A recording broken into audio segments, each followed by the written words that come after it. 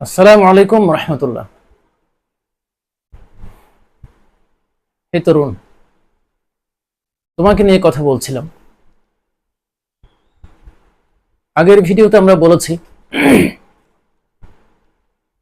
যে তরুণদের শেষ করে দেওয়ার জন্য, যুব সমাজকে ধ্বংস করার জন্য যে অশুভ শক্তিগুলো সারা দুনিয়ায় অশ্লীলতা আর চরিত্রহীনতার সয়লাব ছড়িয়ে দিয়েছে, এখান থেকে বাঁচার জন্য যে চমৎকার অস্ত্র আছে, সে অস্ত্রটি হচ্ছে নামাজ। আল্লাহ পাক বলছেন, ইন্নাস সালাতা তানহা আনিল ফাহশাই ওয়াল মুনকার। নিশ্চয় সালাত সকল অন্যায় এবং অশ্লীলতা থেকে ফিরিয়ে রাখে। অর্থাৎ সালাতের রয়েছে এমন শক্তি, যে কেউ পরিপূর্ণতার সাথে সালাত আদায় করে, তার সালাতই তাকে সকল অন্যায় থেকে, অশ্লীলতা থেকে বিরত রাখবে। এই কথাগুলো আমরা অনেক শুনেছি, যদিও এই কথাটি হচ্ছে মহান রব্বুল আলামিনের, এটা কোনো মানুষের কথা নয়, হাদিস শরীফের কথা নয়, এটা সরাসরি মহান রবের কথা, আল্লাহ তাআলার কোরআন আল কারীমের কথা। তার মানে যালিকাল কিতাব লা রাইবা ফিহি, এই কোরআন আল কারীম হচ্ছে এমন কিতাব যাতে কোনো সন্দেহ নেই। মহান রবের এই কথার মধ্যে কোনো সন্দেহ নেই। তো এর মধ্যে কোনো সন্দেহ আছে মনে করলে সে আর মুসলিম থাকবে না, সে কাফির হয়ে যাবে, তার ঈমান সে হারিয়ে ফেলবে। এজন্যই এই বিষয়টা নিয়ে আমি কথা বলতে চাই। কিন্তু কথা হলো, আমরা তো বিপরীত চিত্র দেখি। এই সালাত আদায় করা সত্ত্বেও অসংখ্য মানুষ এমন আছে যারা অন্যায় এবং পাপাচারে, অশ্লীলতার মধ্যে হাবুডুবু খাচ্ছে, কিন্তু তারা আবার নামাজ আদায় করে। এখন এখান থেকে স্পষ্ট হয়ে যায় যে তাদের নামাজ তাদেরকে অন্যায় থেকে ফিরাতে পারছে না। যাদের নামাজ তাদেরকে অন্যায় অশ্লীলতা থেকে বিরত রাখতে পারছে না, তাদের সালাতই হচ্ছে না। এটাই চূড়ান্ত কথা, কারণ রবের কথা তো শতভাগ সত্য। নিঃসন্দেহে মহান আল্লাহ রব্বুল আলামিন যা ঘোষণা করেছেন তা সত্য। তাহলে এর ভেতরের সমস্যা হলো আমরা যারা নামাজি আছি, অর্থাৎ আমাদের নামাজ হচ্ছে না। নামাজ না হওয়ার পেছনে যেসব কারণ আছে, তার মধ্যে আমার মনে হয় এটা গুরুত্বপূর্ণ পয়েন্ট, যে পয়েন্ট নিয়ে আমি আজকে কথা বলব। যে পয়েন্টটি পরিশুদ্ধ করতে পারলে, ঠিক করতে পারলে, বাকি পয়েন্টগুলো আস্তে আস্তে ঠিক হয়ে যাবে, অর্থাৎ নামাজ সংশোধিত হয়ে যাবে, নামাজ পরিপূর্ণ হয়ে যাবে। আর যার নামাজ পরিপূর্ণ হবে, তার নামাজ তাকে অবশ্যই অন্যায় থেকে, অশ্লীলতা থেকে ফিরিয়ে রাখবে নিঃসন্দেহে। নামাজের জন্য দৈনিক 5 বার মুয়াজ্জিন মসজিদের মিনার থেকে কিংবা মাইকে আজান দেয়, আমাদেরকে ডাকে, হাইয়া আলাস সালাহ, হাইয়া আলাস সালাহ, তোমরা নামাজের দিকে এসো। 5 ওয়াক্ত নামাজে 10 বার করে আমাদেরকে ডাকা হয়, নামাজের জন্য ডাকে। নামাজকে বলা হয়েছে মুমিনের মেরাজ, অর্থাৎ মহান রবের সাথে সাক্ষাৎকার। এই নামাজ হচ্ছে মুমিনের জন্য আল্লাহর সাথে সাক্ষাৎকার। এই বিষয়টি আমি লক্ষ্য করার জন্য বলবো আমার দর্শক শ্রোতাদেরকে। আমরা যদি দুনিয়ার প্রেসিডেন্ট, প্রধানমন্ত্রীর কাছ থেকে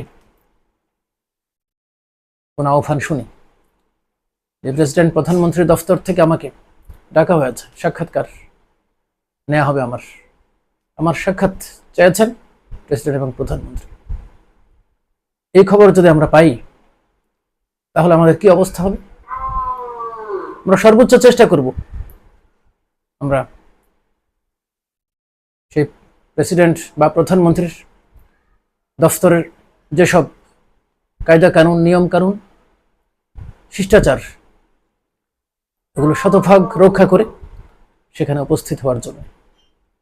অর্থাৎ এমন বিনয়ের সাথে আমরা সেখানে উপস্থিত হব যাতে করে আমার আচরণে, আমার পোশাক আশাক, বেশভূষা কোথাও সেই প্রেসিডেন্ট বা প্রধানমন্ত্রী দফতরের সাথে সাংঘর্ষিক বা সেই দফতরের সাথে বেমানান কোনো কিছু আমার দ্বারা সংঘটিত না হয়। এই ক্ষেত্রে প্রতিটি মানুষই শতভাগ সচেতন থাকবে। এখন আর আমাদেরকে ডাকা হচ্ছে দৈনিক 5 বার, 5 ওয়াক্ত সালাতে 10 বার করে ডাকা হচ্ছে মহান রবের সাথে সাক্ষাৎ করার জন্য।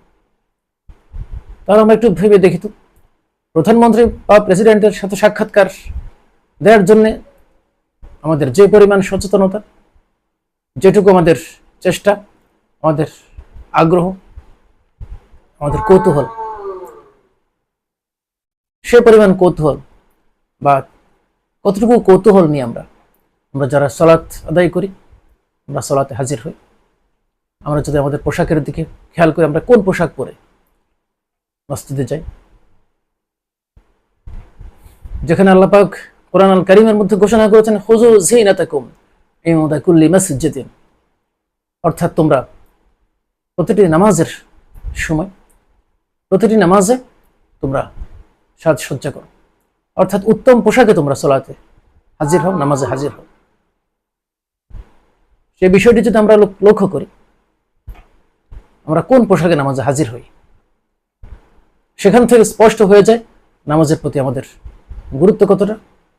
মহান রবের কাছে, মহান রবের দরবারে ধর্ণা দেওয়ার ক্ষেত্রে আমরা কতটুকু গুরুত্ব দিই, মহান রবের সাথে সাক্ষাতের গুরুত্ব আমাদের কাছে কতটুকু। আমরা তো বেশিরভাগ ক্ষেত্রে নিয়ম রক্ষার জন্য যাই অভ্যাসবশত, যে ছোটবেলা থেকে পারিবারিকভাবে যারা অভ্যস্ত নামাজে, তারা অভ্যাসবশত যায়, অথবা অভ্যাস হয়ে যাওয়ার পর নামাজে না গেলে কেমন কেমন লাগে সেই হিসেবে যাই। আবার এমনও আছে যে মসজিদে না গেলে মানুষ কি ভাববে। আমরা অনেক কারণে নামাজে হাজির হই, কিন্তু কতটা গুরুত্বের সাথে যাই, সে গুরুত্বের বিষয়টি আমাদের পোশাক আশাক থেকেও অনেকটা আঁচ করা যায়। এরপর মসজিদে যাওয়ার ক্ষেত্রে যখন আজান হয়ে যায়, তখন অনেক সময় আমরা দেরি হয়ে যায়, আমরা খুব দৌড়তে খুব হাঁফিয়ে উঠে আমরা কোনো মতে গিয়ে মসজিদে হাজির হই। অনেক সময় জামাতে নামাজের 1 রাকাত পাই, কখনো 2 রাকাত, কখনো 3 রাকাত, কখনো 4 রাকাত, অর্থাৎ কখনো পরিপূর্ণ পাই, কখনো আংশিক, যাচ্ছে তাই অবস্থা। এখানে আমাদের গুরুত্ব কোথায় রইল? সালাতের প্রতি আমাদের গুরুত্ব কতটুকু? আল্লাহর সাথে সাক্ষাতে আমরা যাচ্ছি, কই আমাদের সেই গুরুত্ব আছে কতটুকু? এখান থেকেও আমরা উপলব্ধি করতে পারি আমাদের গুরুত্ব কতটা। এরপর সালাতে যখন আমরা দাঁড়াই, সালাতে দাঁড়ানোর পর আমরা আমাদের অঙ্গ প্রত্যঙ্গ নিয়ে অনেকে খেলাধুলা করি, আমরা পোশাক নিয়ে। আমরা সামনে যদি ধুলাবালি দেখি, সেখানে একেবারে বড় করে ফু দিয়ে সেখানে আমরা ধুলাবালি পরিষ্কার করি। আমরা বারবার হাত পা নাড়াচাড়া করি। আমরা এমন অবস্থা হয় মোবাইল ওপেন থাকে আমাদের, আমরা সাইলেন্ট কিংবা সুইচ অফ করি না। এই অবস্থায় আমরা নামাজে হাজির হয়ে যাই। হঠাৎ করে মোবাইল রিং বেজে উঠল, তখন কি করব আর বুঝে উঠতে পারে না। অনেক সময় সেই রিংটোন বাজতেই থাকে অনেকক্ষণ, আবার অনেক সময় কিছু সময় বাজার পর আমরা পকেটে হাত দিয়ে বা পকেট হাত দিয়ে কোনোভাবে এটাকে বন্ধ করার চেষ্টা করি। তার মানে আমাদের গুরুত্ব কতটা নামাজের ক্ষেত্রে, এর প্রতিটি আমাদেরকে চোখে আঙ্গুল দিয়ে দেখিয়ে দিচ্ছে। অর্থাৎ আমাদের নামাজের প্রতি গুরুত্ব, মহান রবের কাছে যে আমরা দাঁড়াচ্ছি, সামনে দাঁড়াচ্ছি, আমাদের গুরুত্ব কতটুকু, আমাদের কতটুকু গুরুত্ব দিচ্ছি আমরা। এরপরে আমরা যে নামাজ আদায় করি, এই নামাজ আদায়ের জন্য যে নির্দিষ্ট নিয়ম কানুন রয়েছে, নামাজের ভেতরে বাইরে যে ফরজগুলো আছে, নামাজ শুদ্ধ হওয়ার জন্য সহিহ কোরআন তেলাওয়াত করতে হয়, নামাজের মাসআলা মাসাইল জানতে হয়, ওযু গোসলের নিয়ম কানুন জানতে হয়, পাক পবিত্রতার বিধিবিধানগুলো জানতে হয়, কি কি ভাবে আমরা আমাদের শরীর বা কাপড় নাপাক হতে পারে এবং সে নাপাকি থেকে কিভাবে আমরা পাক হব। এভাবে করে যেসব নিয়ম কানুন রয়েছে, মাসআলা রয়েছে, শরীয়তের যেসব বিধিবিধান রয়েছে নামাজ পরিপূর্ণভাবে হওয়ার জন্য, এগুলোর প্রতি আমাদের গুরুত্ব আমাদেরকে জানিয়ে দেয় যে নামাজ সম্পর্কে, নামাজের ব্যাপারে আমরা কতটা সচেতন। অর্থাৎ সব মিলিয়ে নামাজের প্রতি আমাদের গুরুত্ব যতটুকু, আমরা নামাজের কাছ থেকে ততটুকু ফলই আমরা পাই। আবার এমনও তো আছে অনেক সময় হয়, এই ঘটনা কেবল মাঝে মধ্যে নয়, যে নামাজ দাঁড়িয়ে আমরা কয় রাকাত পড়েছি সেটা ভুলে যাই, সূরা ফাতিহার সাথে সূরা মিলিয়েছি কিনা সেটা আমরা মনে থাকে না, সেটা একটা করেছি কি দুইটা করেছি তাও ভুলে যাই। তারপর নামাজে কি এখন বসবো নাকি উঠে দাঁড়াবো তাও মনে থাকে না। এভাবে করে সহজ সিজদা দেওয়ার প্রয়োজন হয় অনেক সময়, অর্থাৎ ভুলের সিজদা দিতে হয়। সেই ক্ষেত্রে আবার দেখা যায় সহজ সিজদা দেওয়ার সময় সহজ সিজদা দেওয়ার কথা ভুলে গেল। এইভাবে করে এমন কথাও আমরা শুনি যে এমন মানুষও আছেন যারা সারাদিন একবার 5 ওয়াক্ত নামাজ আদায় করে এবং সেখানে নামাজে দাঁড়িয়ে দৈনন্দিন কাজের হিসেবগুলো সেখানে সেরে নেন, এমন কথাও আমরা শুনতে পাই। তো যাই হোক,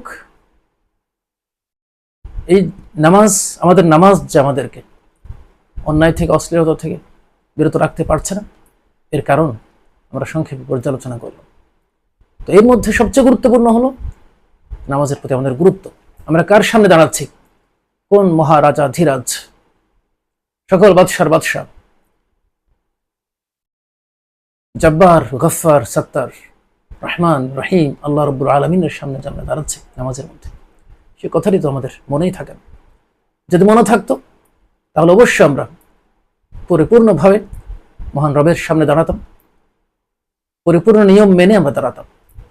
আমরা যথাসম্ভব কম সময়ের মধ্যে নামাজের সকল মাসআলা মাসাইল, সহিহ কোরআন তেলাওয়াত থেকে শুরু করে সবকিছু আমরা দ্রুততার সাথে জেনে নিতাম এবং পরিপূর্ণতার সাথে নামাজ আদায় করতাম। এবং তাহলে আমাদের নামাজ আমাদের চরিত্র সংশোধন করত, অন্যায় থেকে, অশ্লীলতা থেকে আমাদের বিরত রাখত। আমি খুব দায়িত্ব নিয়ে বলতে পারি, আমার কথাগুলো যারা শুনছেন, আমার ছাত্র সমাজ কিংবা সাধারণ যারা দর্শক শ্রোতা, আমি সবার জন্য বলছি, যারা শুনছেন, যে আমি সবার জন্য দায়িত্ব নিয়ে বলছি, আপনারা শুরু করুন আজ থেকে। মহান রবের সামনে যখন নামাজের জন্য দাঁড়াবেন, তখন সে অনুভূতি নিয়ে দাঁড়ান যে আমি এখন এই সারা দুনিয়ার বাদশার সামনে দাঁড়িয়ে আছি। সে আদবের সাথে, সে শিষ্টাচারের সাথে, সে ভাব গাম্ভীর্য সহকারে আল্লাহর সামনে দাঁড়ান এবং পরিপূর্ণ মাসআলা মাসাইলগুলো শিখতে শুরু করে দিন আজ থেকে। যথাসময়ে পরিপূর্ণতার সাথে পুরুষেরা জামাতের সাথে নামাজ আদায় করুন, যথাযথভাবে সময় নিয়ে নামাজ আদায় করুন, রুকু সিজদাগুলো ধীরস্থিরভাবে আদায় করুন, তেলাওয়াতগুলো সহি করুন। আর নারীরা আজান দেওয়ার সাথে সাথে 5 ওয়াক্ত নামাজ যার যার ঘরে আদায় করুন, ধীরস্থিরভাবে এবং পরিপূর্ণতার সাথে। মহান রবের সামনে সাক্ষাতের সে অনুভূতি নিয়েই, মহান রবের সাথে সাক্ষাতের অনুভূতি নিয়েই নামাজে দাঁড়ান। নামাজ শুরু থেকে শেষ পর্যন্ত সম্পাদন করুন এবং উত্তরোত্তর সেটা উপলব্ধি করুন, সেই অবস্থার পরিবর্তন করার চেষ্টা করুন,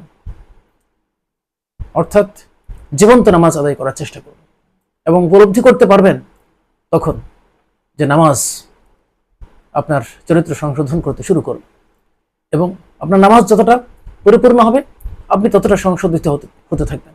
আপনার নামাজ যদি 50% সংশোধিত হয়, আপনার চরিত্র 50% সংশোধিত হয়ে যাবে। নামাজ যদি 60% হয়, আপনি 60% হবে। এইভাবে করে যেদিন আপনার নামাজ 100% হয়ে যাবে, আপনি 100% পরিপূর্ণ চরিত্রবান, পরিপূর্ণ সংশোধিত মানুষ আপনি সেদিন হয়ে যাবেন। তো যাই হোক, আজ এখানে শেষ করছি। আসসালামু আলাইকুম ওয়া রাহমাতুল্লাহি ওয়া বারাকাতুহু।